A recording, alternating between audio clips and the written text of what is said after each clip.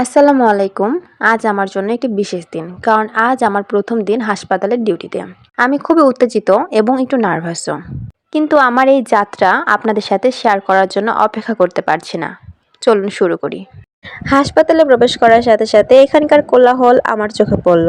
Nurse, doctor এবং রোগীরা সব জায়গায়। এটা কিছুটা ভারী কিন্তু একই সাথে উত্তেজনাপূর্ণ। আমাদের নার্সিং কলেজের একটি টিচার এবং ক্লাস টিচার পৌঁছে দিয়েছেন আমরা যে ওয়ার্ডে দায়িত্ব পেয়েছি ডিউটির সেই ওয়ার্ডে। সেখানকার সুপারভাইজারের সাথে দেখা করলাম। তিনি স্বাগত জানিয়েছিলেন এবং আমাকে দলের সাথে পরিচয় করিয়ে দিয়েছিলেন। তারা সবাই খুবই দয়ালু এবং সহায়ক ছিলেন, যা আমাকে খুবই স্বাচ্ছন্দ্য বোধ করিয়েছিল। সকালে কিছুক্ষণের বিরতি ছিল, সে সময় ক্যান্টিনে গেলাম, রুটি, ডাল এবং চা খেয়ে নিলাম। এই বিরতিটি খুবই প্রয়োজনীয় ছিল, কারণ সারাদিনই ব্যস্ত সময় পার করব, সেই জন্য। ক্যান্টিনের খাবার শেষ করার পর আমরা বিল পেমেন্ট করে চলে যাচ্ছিলাম কাজের স্থানে। আজকে আমার প্রথম অ্যাসাইনমেন্ট ছিল রক্তচাপ মাপা। আমি বিভিন্ন রোগীর রক্তচাপ মেপেছি এবং তাদের সঙ্গে কথা বলেছি। এটি একদিকে যেমন ছিল শিক্ষামূলক, অন্যদিকে ছিল অত্যন্ত তৃপ্তিদায়ক। নার্সিং একটি অত্যন্ত গুরুত্বপূর্ণ এবং সম্মানজনক পেশা। এখানে আমি কিছু শিক্ষামূলক উক্তি বলবো যা নার্সদের প্রেরণা যোগাতে পারে। নার্সিং হলো অন্যদের সেবা করার একটি কলা, যা ধৈর্য, সহানুভূতি এবং কঠোর পরিশ্রমের সাথে পরিচালিত হয়, বলেছেন ফ্লোরেন্স নাইটিঙ্গেল। ডনা উইলস বলেছেন, নার্সিং একটি কাজ নয়, এটি হৃদয়ের একটি ব্যাপার।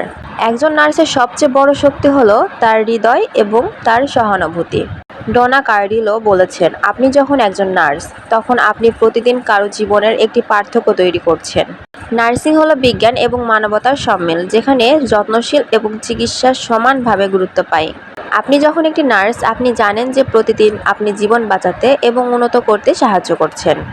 সত্যিকারের নার্সরা কখনো কেবল তাদের কাজ করেন না, তারা মানুষের জীবনকে স্পর্শ করেন।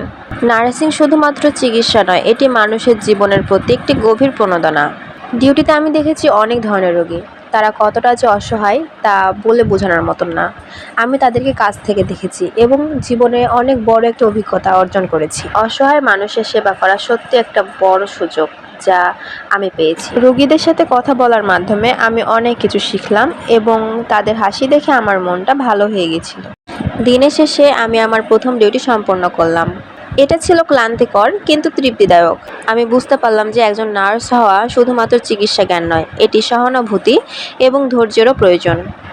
আজকের ভ্লগের জন্য এটাই। আমার প্রথম দিন হাসপাতালে ডিউটিতে ছিল একটি রোলার কোস্টার অভিজ্ঞতা, কিন্তু আমি প্রতিটা মুহূর্ত উপভোগ করেছি। এই যাত্রায় আমার সাথে থাকার জন্য ধন্যবাদ। যদি আপনি এই ভিডিওটি পছন্দ করেন, তাহলে লাইক, কমেন্ট করে পাশে থাকবেন এবং সুস্থ থাকুন ও সুখী থাকুন। সফল প্রথম দিনের জন্য কিছু টিপস। শান্ত এবং ইতিবাচক থাকুন। নার্ভাস হওয়া স্বাভাবিক, কিন্তু চেষ্টা করুন শান্ত থাকতে এবং ইতিবাচক মনোভাব ধরে রাখতে। প্রশ্ন করুন আপনার সুপারভাইজার বা সহকর্মীদের। যদি কিছু বুঝতে না পারেন, তাহলে প্রশ্ন করতে দ্বিধা করবেন না। সহানুভূতিশীল হন। মনে রাখবেন, আপনি শুধু রোগ নিরাময় করছেন না, বরং রোগীদের সান্ত্বনা দিচ্ছেন। নোট নিন, গুরুত্বপূর্ণ তথ্য এবং টিপস লিখে রাখুন। নিজে যত্ন নিন, হাইড্রেট থাকুন এবং প্রয়োজন হলে বিরতি নিন। এইগুলো টিপস ফলো করলে দেখবেন দিনের শেষে আপনি অনেক হাসি খুশি থাকতে পারছেন, যতই আপনার কষ্ট হোক।